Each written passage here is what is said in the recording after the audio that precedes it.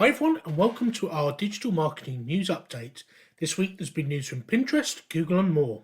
If you enjoy our weekly and daily videos, don't forget to subscribe to our YouTube channel, like our Facebook page or sign up for our newsletter. At the start of 2020, Google announced they'd be phasing out third-party cookies. This is a win for advocates of privacy, but not necessarily for advertisers.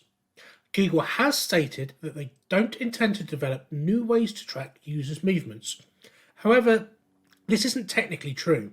72% of people feel that they are always being tracked by advertisers online, which is why Google has been working on their Privacy Sandbox project.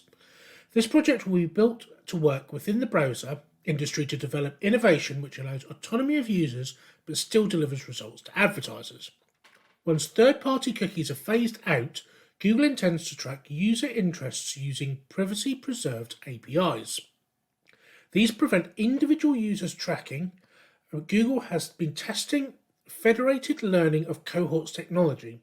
This would allow Google to group users based on common interests but hide their individual data. It protects user privacy by using machine learning algorithms to process behavior on individual devices.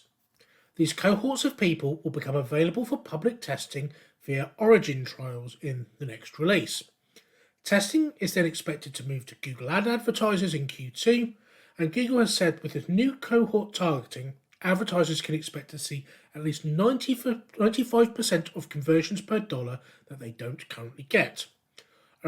Overall, advertisers may see a small drop in conversion rates, but it appears as though they'll still have the ability for personalised advertising.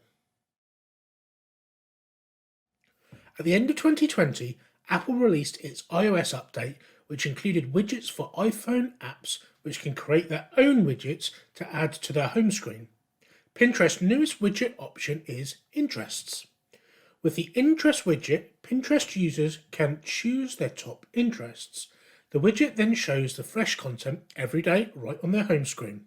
At the moment, pinners can choose from home decor, food, fashion and quotes. Since launching the widget, they've seen more than 2 million users add it to their home screen.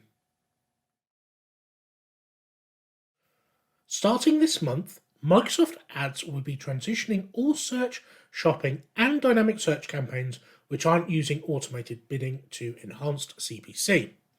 Microsoft has stated that enhanced CPC will help advertisers to improve campaign conversions while improving costs. They have recommended that advertisers start to test automated bidding options before the manual option sunset. The migration to enhanced CPC starts this month. From April the 5th, you'll no longer be able to choose manual CPC when building new campaigns.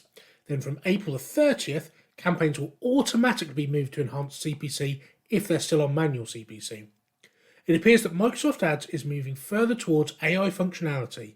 However, some advertisers are worried about the loss of control, particularly because there are no insights into what the enhanced bids are. Responsive search ads will now be the default ad type in Google Ads. But don't worry, you'll still be able to create expanded text ads and edit existing ones. Google has said that this won't change the impact on how ads are served, it just means that responsive ads will now be the default when you go to create a new ad. Responsive search ads allow you to add a number of assets and Google then mix and matches these to create the most relevant ads to a search. This isn't always ideal, but you are particularly attached to a headline, you can always pin it and this means that it will always be shown. Google is removing the link between analytics and YouTube. New data isn't being collected, but historical data will remain accessible. Google hasn't made an official announcement about this, they just added a little notice on the YouTube help page about the change. This is likely because it wasn't a very popular connection for creators. YouTube has always had more comprehensive set of analytics within the YouTube studio. Therefore, there was little need for creators to collect in analytics. We hope you have a great week and don't forget to like, follow and subscribe, and we'll see you on Monday for a daily update or next Saturday if you prefer your weekly updates. Have a good week.